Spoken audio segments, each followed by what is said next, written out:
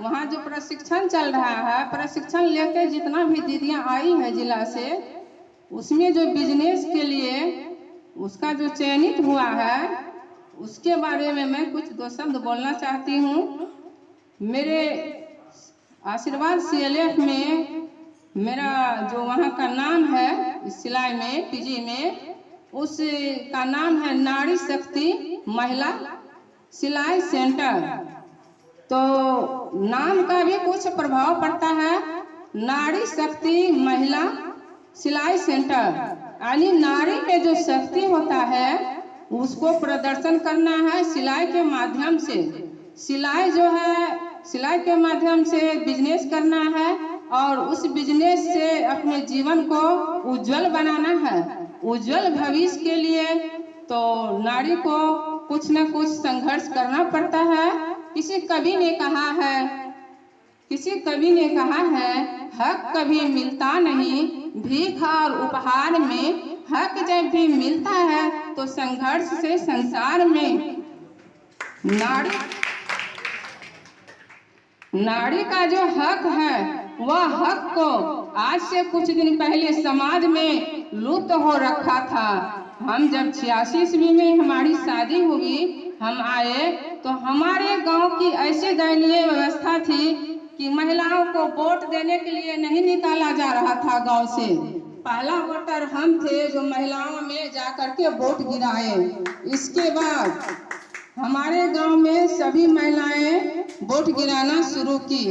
आज हम अपने आप को स्वाभाविक समझते हैं, गौरवान्वित समझते हैं कि महिलाएं जाकर के एकत्रित हो करके सिलाई के लिए हो या समूह में जाने के लिए हो या और भी चीजों के लिए हो, अपने आप में सब एकत्रित हो करके, इकट्ठा हो करके ट्रेनिंग लेने के लिए सब तैयार होती है। इससे खुशी की बात क्या हो सकती है। और अपना एकत्रित हो करके सब अपने आपस में एक तालमेल हो करके एकता का देखते हैं, सबके ऊपर प्रभाव बना हुआ है। एकता के बल पर क्या नहीं होता।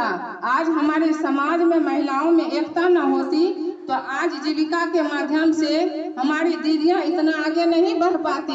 अभी दीदियां बोली, एक दीदी ने बताई कि हम अभी अपने बच्चे को इंग्लिश मीडियम में पढ़ाते हैं, चूंकि वह दीदी शिक्षित है और एकता के बल पर भी आदमी जो है, अभी दीदी सब जो है ये देखा देखी करके सब आगे बढ़ रही है। एकता भी हमारे समाज में समाज का एक अंग है। किसी कवि ने कहा है, सच्चाई छुप नहीं सकती बनावट के विचारों से, खुशबू आ नहीं सकती कभी कागज के फूलों से। लेकिन मेरा कहना है, सच्चाई भी छुप सकती है यदि आपस में एकता हो, खुशबू भी आ सकती है यदि कागज खुशबूदार हो। दरअसल में सुने बहने दीदियों, अगर हमारे गांव में किसी का मर्डर हो गया, हमारे गांव में एकता है, अगर उसमें बाहर से उसके निरीक्षण के लिए पदाधिकारी आए, अगर एकता है हमारे गांव में, तो हम क्या कहेंगे कि नहीं बीमारी से मर गई। वहाँ एकता का कितना प्रभाव पड़ा हमारे समाज में। इस बात को जरा गौर से सुने कि एकता का बहुत बड़ा अंग है हमारे समाज में। एकता के बल पर हम क्या नहीं कर सकते।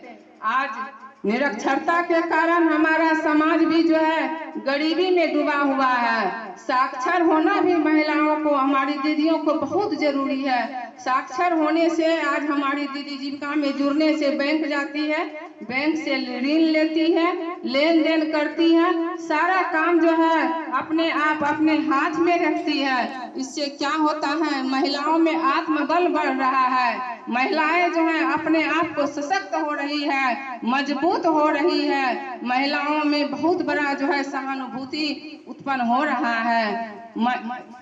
अगर पहले क्या होता था, पुरुष कमाते थे, महिलाएं घर में, पुरुष पर कमाने का भार था, महिलाओं पर खर्च होने का भार था। लेकिन आज वैसा बात नहीं है। आज की महिलाएं जो है अपने आप में मजबूत होकर के, सशक्त होकर के अपने आप परिवार को चलाती है, भरण पोषण कर बच्चे को पढ़ाने लिखाने का काम भी करती है। रामधारी सिंह दिनकर ने कहा है, गेहूं और गुलाब में लिखा है, जो केवल गेहूं से भूख मिट सकती नहीं, गुलाब पे नजर टिक सकती नहीं है। दोनों की जरूरत इंसान को, एक चक्के की गाड़ी चल सकती नहीं। इसलिए हमारे समाज में महिला और पुरुष दोनों का जो है भागीदारी बराबर होना चाहिए और दोनों को शिक्षित होना चाहिए। तभी हमारा समाज जो है एक अच्छा समाज का निर्माण कर पाएगा और अपने घर को आगे बढ़ा पाएगा। यही हमारी वाणी है। बस यहीं पर मैं अपनी वाणी को विराम देना चाहती हूँ। जोरदार ताली से दीदी का स्वागत करें।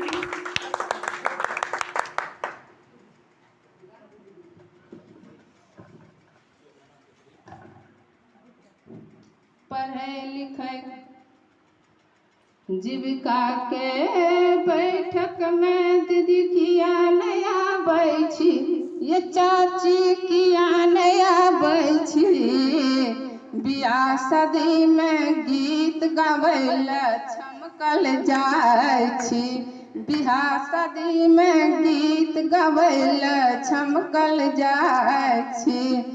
जीविका के बैठक में चाची किया नया बैठी, यो चाची किया नया बैठी, बियाह शादी में गीत गावैला छमकल जाय छी, बियाह शादी में गीत गावैला छमकल जाय छी।